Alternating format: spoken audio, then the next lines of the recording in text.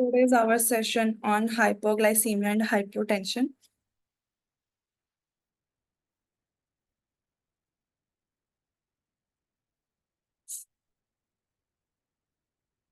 Slide share हो रही हैं सबको?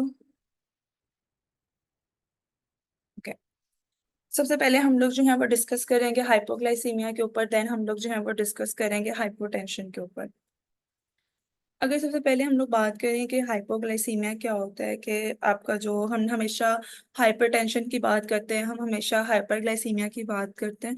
तो आज हम जो है वो उनकी लोअर कंडीशंस के ऊपर बात करेंगे कि जो हाइपोग्लाइसीमिया होता है उसमें ये होता है कि जो आपकी एक स्टैंडर्ड रेंज होती है आपके शुगर लेवल की, उससे कम आपका जो है वो ग्लूकोज लेवल चला जाता है। और वो कितना कम चला जाता है कि अगर आप फास्टिंग ब्लड शुगर करवाते हो, अगर वो 70 मिलीग्राम से नीचे जाता है तो आप उसको हाइपोग्लाइसेमिक कंसीडर करते हो।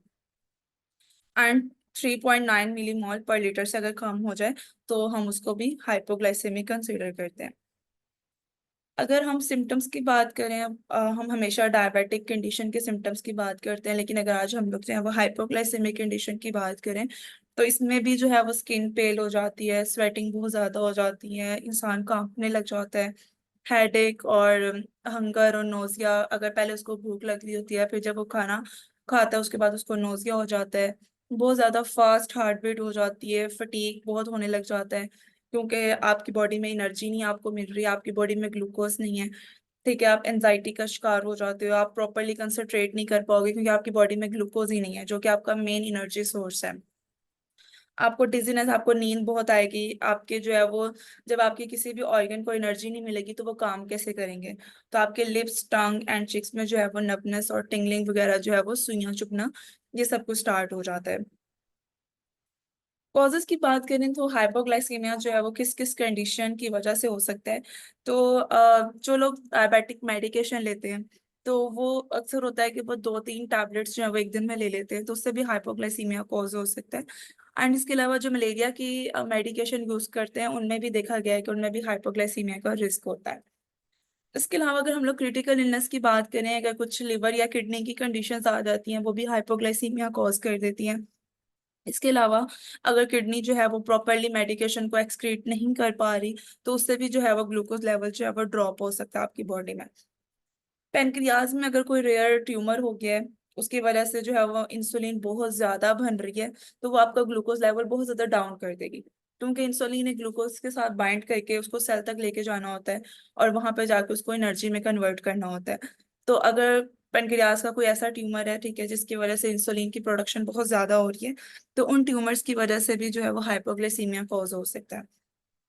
लॉन्ग टर्म स्टार्वेशन है, अगर एक पर्सन है जो मैलनरिश्ड है, अंडरवेट है, जो कुछ खाता नहीं है, उसके अंदर न्यूट्रिएंट्स की डेफिशिएंसी होगी, उसके अंदर फूड की डेफिशिएंसी होगी, उसके अंदर ग्लूकोज की डेफिशिएंसी होगी, तो वो भी हाइपोग्लाइसीमिया कॉज कर सकते हैं। एंड यहाँ पर एक जो है वो ईटिंग डिसऑर्डर भी मेंशन है जिसे हम एनोरेक्सिया नर्वोसा कहते हैं। इसमें क्या होता है कि इंसान अपने बॉडी वेट को लेके बहुत ज्यादा कॉन्शियस होता है और उसकी वजह से वो कुछ खा नहीं रहा होता कि उसका कहीं पे वेट गेन ना हो जाए। तो एनोरेक्सिया नर्वोसा की वजह से भी जो है वो आपको हाइपोग्लाइसीमिया हो सकता है। फर्दर कॉजेज की बात करें, अल्कोहल एडिक्शन की अगर हम लोग बात करें, कि आप बहुत ज्यादा अगर अल्कोहल पी रहे हो और आप कुछ भी खा नहीं रहे हो, तो आपका लिवर जो है, जो आपने जो वहाँ पे स्टोर कार्ब्स होते हैं, ग्लाइकोजन, उससे ग्लूकोज को रिलीज करना स्टार्ट कर देता है और इससे भी जो है वो हाइपोग्लाइसीमिया कॉज हो सकता है, क्योंकि वो भी एक टाइम तक ही आप जो वहां से रिलीज कर सकोगे ग्लाइकोजन स्टोर्स जो हुए हैं। हर टाइम तो ग्लाइकोजन स्टोर्स अवेलेबल नहीं होते। इसके अलावा अगर आपकी बॉडी के अंदर हार्मोनल डेफिशिएंसीज हो जाती हैं, कुछ एड्रिनल ग्लैंड कुछ हार्मोन्स प्रोड्यूस नहीं करता, या पिट्यूटरी ट्यूमर्स की अगर हम लोग बात करें, तो उससे भी जो है वो ग्लूकोज की मेटाबॉलिज्म जो है वो अफेक्ट हो सकती है। रिएक्टिव हाइपोग्लाइसीमिया, रिएक्टिव हाइपोग्लाइसीमिया को हम लोग जो है वो पोस्ट ब्रैंडियल हाइपोग्लाइसीमिया भी कहते हैं।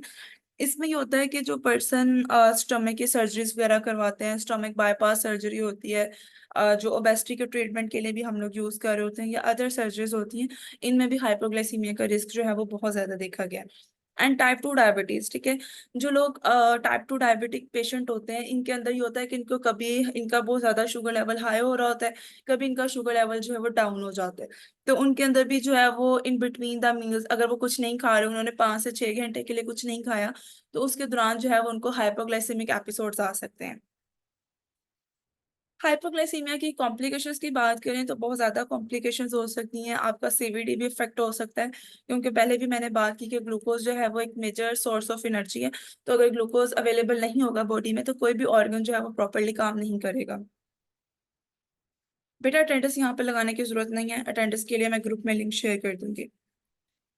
ओके, मोस्ट इंपॉर्टेंट आ जाता है कि हमने इसमें ट्रीटमेंट क्या करना है। एज अ डाइटिशियन हम हाइपोग्लाइसीमिया को किस तरह से ट्रीट कर सकते हैं। सबसे पहले तो आपके पास आ जाता है कि आपने उसको इंस्टेंट कार्बोहाइड्रेट प्रोवाइड करने हैं। फास्ट एक्टिंग कार्बोहाइड्रेट 15 से 20 ग्राम आपने उसको या तो खिलाना है या आप उसको पिला सकते हैं। शुगरी फूड्स दे सकते हैं, शुगरी ड्रिंक्स दे सकते हैं, लेकिन उसके अंदर प्रोटीन एंड फैट्स ना हो, क्योंकि प्रोटीन एंड फैट्स जो है वो आहिस्ता आहिस्ता ग्लूकोज लेवल को हाई करते हैं। हमें यहाँ पे रैपिड ग्लूकोज लेवल को हाई करना है क्योंकि बहुत ज्यादा डाउन हुआ है। तो अगर उसमें प्रोटीन एंड फैट होगा तो वो बहुत ज्यादा आपके जो ग्लूकोज लेवल है उसको स्लोली स्लोली जो है वो हाई करेगा। तो ऐसे ड्रिंक्स या ऐसे अपने फूड्स देना है जो without protein and without fat है, जो कि इजीली कन्वर्ट भी हो जाए आपके शुगर के अंदर। आप जो है वो ग्लूकोज की टैबलेट्स आती हैं, फ्रूट जूसेस वगैरह दे सकते हैं। इसके अलावा आप जो है वो सोडास वगैरह दे सकते हैं, जो डाइट वाले सोडास होते हैं वो नहीं, क्योंकि उसके अंदर शुगर कम डाली होती है।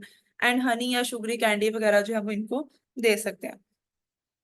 इसके अलावा आप जो है वो दोबारा से इनका ब्लड शुगर चेक करते हैं, अगर वो स्टिल 70 से अंडर है, ठीक है, 70 तक नहीं जा रहा है या उससे अबव नहीं जा रहा, देन आपको दोबारा से इनको जो है वो 15 to 20 ग्राम जो है फास्ट एक्टिंग कार्बोहाइड्रेट्स देने पड़ेंगे। एंड दोबारा से आप जो है इनका ब्लड शुगर चेक करेंगे 15 मिनट्स के बाद। और ये प्रोसेस आप रिपीट करते जाएंगे जब तक उनका 70 प्लस तक जो है वो शुगर लेवल ना चला जाए। एंड मोस्ट इंपॉर्टेंट चीज कि आपने स्नैक्स के ऊपर जरूर फोकस करना है। आपने इनके जो है वो आपने जो है वो क्वेश्चंस के मैं बाद में आंसर करूंगी। आपने जो है वो स्नैक्स के ऊपर बहुत ज्यादा फोकस करना है, क्योंकि जब मील के दरमियान बहुत ज्यादा गैप आ जाता है, आपने सुबह 7 बजे नाश्ता किया उसके बाद आप सिर्फ 12 बजे लंच कर रहे हो, तो आपको पता है कि आपकी हाइपोग्लाइसेमिक स्टेट है या आपको ये प्रॉब्लम होती है। तो आप बीच में स्नैक्स लाजमी ऐड करें, ठीक है, हेल्दी स्नैक्स ऐड करें, जिससे आपको जो है वो आपका ब्लड शुगर लेवल जो है वो ड्रॉप ना हो और आपके जो ग्लाइकोजन स्टोर्स हैं वो आपके रिप्लेनिश होते जाएं। न्यूट्रिशनल काउंसलिंग बहुत ज्यादा इंपॉर्टेंट है। आपने किस तरह से खाना है, आपकी किस तरह से फूड की प्लानिंग करनी है, उसके लिए एक डाइटिशियन रिक्वायर होता है जो आपको हाइपोग्लाइसेमिया स्टेज के अंदर बताता है कि आपने कौन सा मील किस टाइम पे लेना है, किस तरह से अपने कार्ब्स एंड प्रोटीन और फैट्स को मैनेज करना है, ताकि आपको जो है ये कंडीशन ना हो।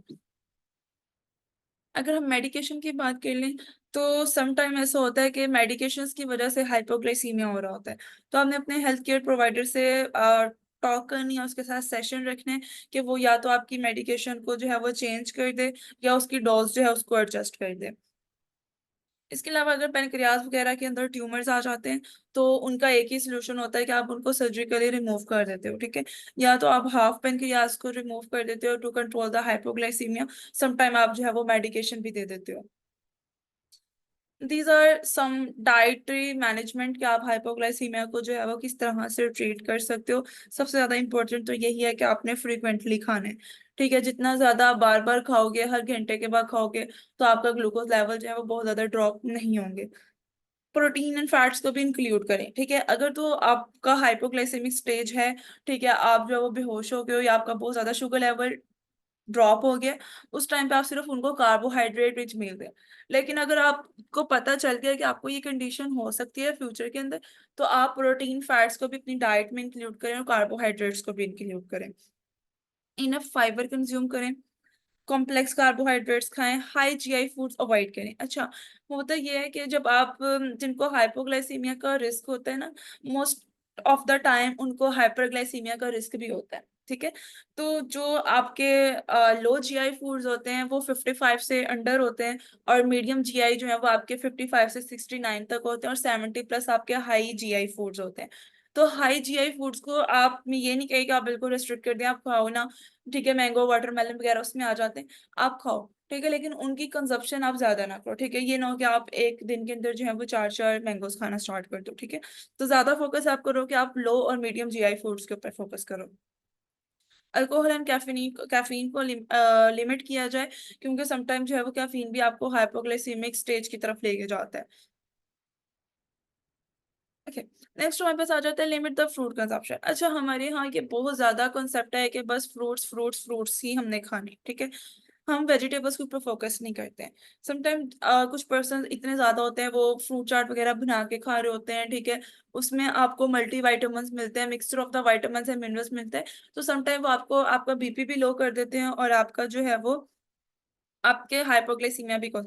हाई जीआई फूड, बेटा मैंने बताया कि कुछ लोगों की कंडीशन होती है कि उनको हाइपोग्लाइसीमिया के साथ हाइपरग्लाइसीमिया का भी रिस्क होता है। तो हाइपरग्लाइसीमिया के अंदर आप जीआई फूड नहीं देते हो हाई, ठीक है। तो फ्रूट कंजप्शन का मैं बता रही थी कि जब आप फ्रूट्स बहुत ज्यादा खाते हो तो उसके अंदर मल्टीविटामिन्स होते हैं, मिनरल्स होते हैं, तो उसकी वजह से क्या होता है कि उनका बीपी भी ड्रॉप कर जाता है और उनका शुगर लेवल भी ड्रॉप कर जाता है, ठीक है। तो बहुत ज्यादा फ्रूट की कंजप्शन अच्छी नहीं है, ठीक है। आप अगर नॉर्मल अपना पायरामिड भी देखो तो उसके अंदर उन्होंने यही कहा है कि आप 2 to 3 फ्रूट्स जो है वो एक दिन में कंज्यूम करो। ईट माइंडफुली, ठीक है, वैरायटी खानी है, पोर्शन में खाना है। इसके अलावा अपने मील को प्लान करना है कि आपने जो है वो अपने पूरे दिन के अंदर 6 के 6 फूड ग्रुप्स को पूरा किया है या नहीं। Always have a breakfast. जो लोग ब्रेकफास्ट नहीं करते उनके अंदर हाइपोग्लाइसीमिया बहुत देखा गया है बच्चों के अंदर, ठीक है। तो ब्रेकफास्ट की जो हैबिट है उसको डेवलप करनी है। And enjoy your diet. आप जो कुछ खा रहे हैं बस पोर्शन में खाएं, वैरायटी में खाएं। नेक्स्ट हमारे पास आ जाता है हाइपोटेंशन। एंड हाइपरटेंशन के बारे में भी हम बहुत बात करते हैं, तो आज हम लोग जो है वो हाइपोटेंशन के बारे में बात करेंगे, जिसमें आपका बीपी जो है वो लो हो जाता है। और इसमें जो है वो आपको पता है 2 नंबर्स होते हैं जिसको हम नेक्स्ट डिस्कस भी करेंगे। ऑप्टिमल जो बीपी होता है वो 120/80 होता है। एंड डॉक्टर्स जो है वो कंसीडर करते हैं जो आपका लो बीपी अगर वो 90/60 हो। अच्छा, ड्यू विद द एज जो है ना वो आपकी वेजल सिस्टम बहुत ज्यादा चेंज होता है, आपकी आर्टरीज का सिस्टम बहुत चेंज होता है। तो एज के साथ साथ लो बीपी का रिस्क भी बढ़ जाता है और हाई बीपी का रिस्क भी बढ़ जाता है। बीपी के अगर हम लोग कंपोनेंट्स की बात करें तो 2 होते हैं, systolic and diastolic. Systolic that is the top number जिसे हम सिस्टोलिक कहते हैं, और ये वो आर्टरीज का प्रेशर होता है जब हार्ट जो है वो बीट करता है और अपने आप को फिल कर लेता है ब्लड के साथ। And diastolic that is the bottom number, और ये वो प्रेशर होता है कि जब आर्टरीज जो है, जब आपका हार्ट जो है वो रेस्ट कर रहा होता है बिटवीन द बीट्स, ठीक है। हाइपोटेंशन की कुछ टाइप्स होती हैं, ठीक है। सबसे पहले है पोस्ट प्रेंडियल हाइपोटेंशन।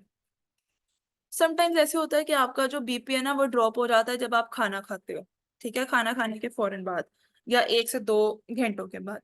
अब इसमें होता ये है क्योंकि आपको पता है कि आपकी जो डाइजेशन है, आपकी जो एब्जॉर्प्शन है, उसके लिए भी ब्लड सप्लाई रिक्वायर है।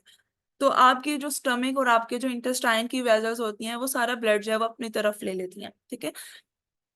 ये मोस्टली उनमें होते हैं, ठीक है, जिनमें जो है वो ओल्डर पीपल जो होते हैं, है उनको हाइपरटेंशन की बीमारी, ठीक है।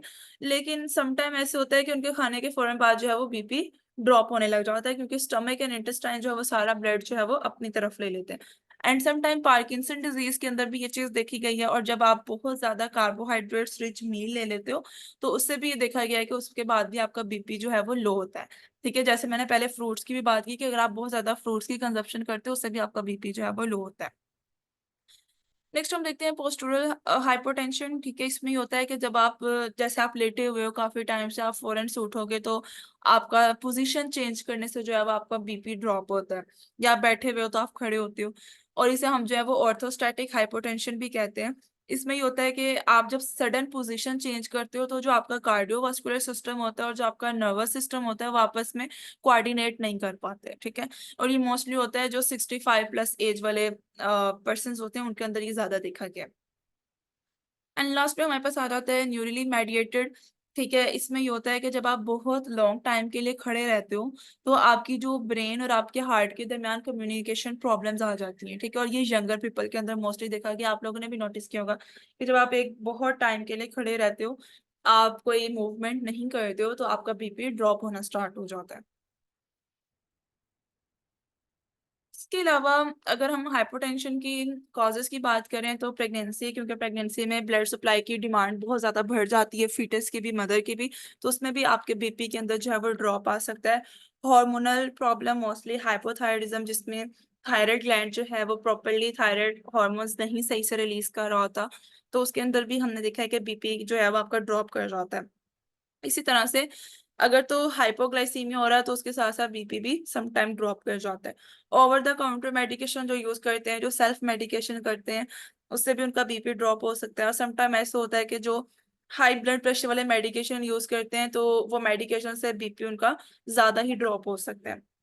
एंड पार्किंसन डिजीज वाले भी, और जिनके हार्ट के इश्यूज होते हैं, ठीक है, हार्ट फेलियर है, हार्ट सही से ब्लड को पंप नहीं कर रहा, हार्ट की जो हार्ट बीट है उसके अंदर प्रॉब्लम आ रही है, या हार्ट के वॉल्व्स के अंदर प्रॉब्लम आ रही है, या बहुत ज्यादा ही आपकी जो ब्लड वेसल्स हैं वो डायलेट हो गई हैं, ठीक है। जो आपकी हाइपरटेंशन होता है उसके अंदर आपकी जो ब्लड वेसल्स हैं वो नैरो हो जाती हैं, कंस्ट्रिक्ट हो जाती हैं, लेकिन जो हाइपोटेंशन होता है उसके अंदर आपकी ब्लड वेसल्स जो है वो डायलेट हो जाती हैं। हीट स्ट्रोक गर्मियों के अंदर आपने ये बहुत ज्यादा देखा होगा हाइपोटेंशन का रिस्क। इसके अलावा जो लोग बहुत लॉन्ग टाइम के लिए बेड रेस्ट करते हैं, जिनकी कोई मूवमेंट नहीं होती ड्यू टू द एनीमिया, भी आपको जो है वो हाइपोटेंशन हो सकती है। या कोई एक्सीडेंट, कोई सर्जरी के बाद जो है वो बहुत ज्यादा ब्लड लॉस हो जाए। हाई बॉडी टेम्परेचर, ठीक है, अगर आपकी बॉडी का टेम्परेचर बहुत हाई हो गया तो वो भी आपका बीपी लो करता है। इसके अलावा हार्ट मसल डिसऑर्डर आ जाती हैं, सेप्सिस जो कि एक ब्लड इन्फेक्शन है, उससे भी आपका बीपी ड्रॉप होता है। एंड अगर आपकी सवेयर डिहाइड्रेशन हो गया, आपको डायरिया बहुत क्रोनिक है, अगर आपकी वॉमिटिंग बहुत क्रोनिक है, तो उससे भी आपका बीपी जो है वो ड्रॉप होता है। इसके अलावा अल्कोहल के साथ भी रिएक्शन हो सकता है, लेकिन it's a rare. And severe अगर एलर्जिक रिएक्शन है, जिसे हम एनाफ्लेक्सिस कहते हैं, जिनको फूड एलर्जीज होती हैं, जिनको जो एलर्जिक फूड खाते हैं लाइक एग, मिल्क या फिश वगैरह की कंजप्शन या पीनट्स की कंजप्शन करते हैं, उनको पता भी है कि उनको जो है वो फूड एलर्जिक है, तो उनको जो है वो सवेयर आपके एनाफ्लेक्सिस टर्म उसके लिए यूज होती है, कि जिसके अंदर आपकी हार्ट बीट भी रेगुलर हो जाती है, आपका बीपी लो हो जाता है, आप अनकॉन्शियस हो जाते हो। तो जो फूड एलर्जिक पेशेंट होते हैं उनको ये, जिन चीज से उनको एलर्जी होती है उनको वो अवॉइड करना चाहिए। अच्छा, इसके अंदर जो है वो हम कुछ मेडिकेशन दे रहे होते हैं, ठीक है, जो कि आपके बीपी को लो करती हैं, ठीक है, आपकी किडनी से जो सोडियम रिटेंशन है उसको रिटेन करती हैं। उससे ये होता है कि आपके बॉडी के अंदर फ्लूइड रिटेंशन होती है और उससे आपका बीपी इंप्रूव होता है, ठीक है। फ्लूइड रिटेंशन का मतलब ये है कि ब्लड वॉल्यूम इंक्रीज होता है, ठीक है। लेकिन होता ये है कि जो मेडिकेशन है, जब ये सोडियम रिटेंशन तो बॉडी में करवाएगी, लेकिन ये पोटाशियम का लॉस करवा देगी। तो जो ये मेडिकेशन यूज कर रहे होते हैं उनको साथ में पोटाशियम रिच डाइट या पोटाशियम के सप्लीमेंट्स लाजमी देने हैं। अगर डाइटिशियन नोट की बात करें तो ये कहा जाता है कि जो इमरजेंसी ट्रीटमेंट में है कि आप उनको कोई सॉल्टी फूड जो है वो प्रोवाइड करें, ठीक है। अगर वो कोई हॉट वेदर में बहुत ज़्यादा उन्होंने स्टे करके उन्होंने खड़े रह के काम करना है, तो वो अपनी पानी की बोतल लाजमी साथ रखें। अगर वो सिक हैं तो भी उनका फ्लूइड इनटेक जो है वो बैलेंस्ड रखना चाहिए। एंड खुद से सेल्फ मेडिकेशन ना करें, ठीक है, वो आपके किसी भी तरह का साइड इफेक्ट जो है वो कॉज कर सकती है। एक्सरसाइज करने से आपका जो ब्लड फ्लो है वो आपका प्रमोट होता है, आपकी लेग्स की तरफ, आपके आर्म्स की तरफ।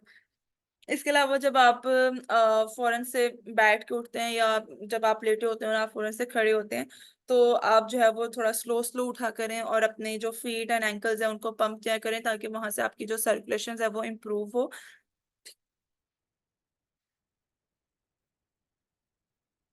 इसके अलावा अवॉइड हैवी लिफ्टिंग, ठीक है, अगर आपको हाइपरटेंशन का रिस्क है तो आप कोई भी भारी चीज उठाने से अवॉइड करें, और बहुत ही लॉन्ग टाइम के लिए खड़े भी ना हो। इसके अलावा जिन जो लोग बहुत ज्यादा हॉट शावर्स लेते हैं तो उससे भी यही देखा गया है कि उनका बीपी जो है वो हॉट शावर्स लेने से लो होता है, ठीक है। अगर आप जो है वो डिजी फील कर रहे हैं तो आप फौरन से बैठ जाएं, ठीक है, चेयर या स्टूल में, ठीक है, और ताकि आपको कोई इंजरी ना हो। और कुछ लोग जो ऐसे होता है कि जो लोग बहुत ज्यादा टाइम लगाते हैं नहाने में, तो उनको चाहिए कि हो सकता है कि उनका नहाते टाइम ज्यादा देर खड़े रहने की वजह से उनका बीपी ड्रॉप हो जाए, तो वो कोई नॉन स्लिपरी चेयर या स्टूल यूज कर सकते हैं ड्यूरिंग द शॉवर्स। इसके अलावा हॉट वेदर के दौरान जो है वो कोई भी एक्सट्रीम किस्म की एक्सरसाइज ना करें। इसके अलावा आ जाता है कि फ्लूइड इनटेक जो है वो ज्यादा से ज्यादा करें, क्योंकि डिहाइड्रेशन भी समटाइम जो है वो बीपी ड्रॉप कर देती है। इसके अलावा जो B12 रिच फूड्स होते हैं, ताकि एनीमिया ना हो आपको किसी किस्म का, क्योंकि जो एनीमिक होते हैं वो हमेशा डिजीनेस उनको रहती है, उनको फटीग और उनका बीपी हर टाइम लो रहता है। तो जो B12 रिच फूड्स होते हैं, that is egg, cereals, animal meat and folate rich foods भी लाजमी कंज्यूम करें, ठीक है, जिसमें आपके ग्रीन लीफी वेजिटेबल्स आ जाती हैं, एग्स आ जाते हैं, सिट्रस फ्रूट्स आ जाते हैं। सॉल्टी इंटेक आप करवा सकते हैं फूड्स का, लेकिन ये इमरजेंसी ट्रीटमेंट है, ठीक है। अब ये नहीं है कि आप जो है वो सालन के अंदर साल्ट का इंटेक ज्यादा कर दें, या आप जो है वो जो पैकेज्ड फूड्स होते हैं उनका ज्यादा इस्तेमाल कर दें जिसके अंदर सॉल्ट ज्यादा होता है, तो उससे क्या होगा कि फिर उनको हाइपरटेंशन का रिस्क भी होगा। इमरजेंसी तौर पे आप इनको जो है वो करवा सकते हैं, साल्टी फूड्स का रिस्क यूज करवा सकते हैं, लेकिन लॉन्ग टाइम के लिए इसको नहीं यूज करवाना। कैफीनेटेड टी जो है वो टेम्परेली देखा गया है कि जो बीपी है उसको स्पाइक कर देती है, ठीक है, आपके सीवीडी सिस्टम को जो है वो आपका सीवी कार्डियोवास्कुलर सिस्टम को जो है वो स्टिमुलेट कर देती है, तो कैफीनेटेड ड्रिंक्स जो है वो आप दे सकते हैं। इसके अलावा eat small and frequent meals, ठीक है, जो लोग लार्ज मील खाते हैं अगर उनके लार्ज मील खाने से उनका बीपी ड्रॉप होता है तो उनको चाहिए कि वो जो है वो स्मॉल और फ्रीक्वेंट मील्स लें, ठीक है। और लार्ज मील को डाइजेस्ट करने के लिए भी आपकी बॉडी को भी बहुत ज्यादा वर्क करना पड़ता है।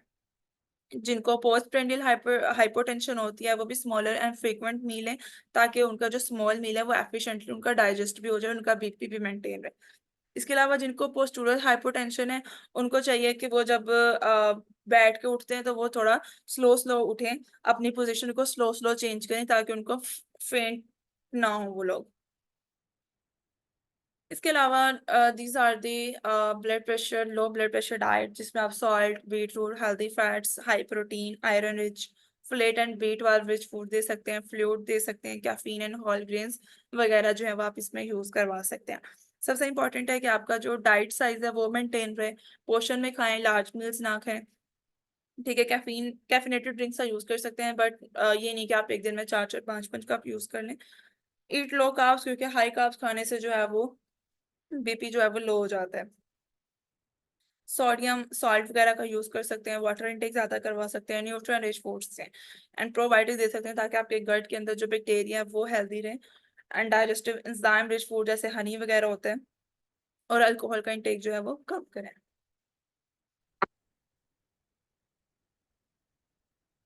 कि अब किसी का कोई क्वेश्चन है तो वो मेरे से पूछ ले।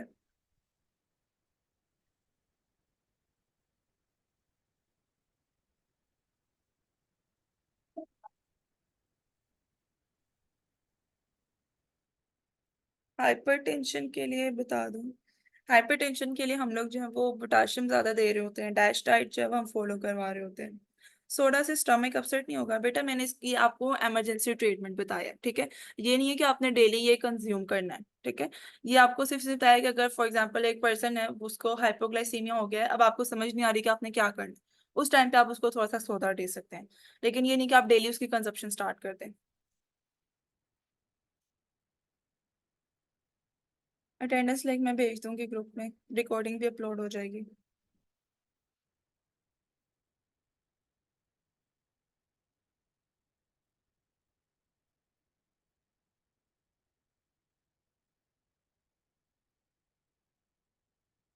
ओके, अगर किसी का कोई क्वेश्चन नहीं है तो मैंने अटेंडेंस ले लिए,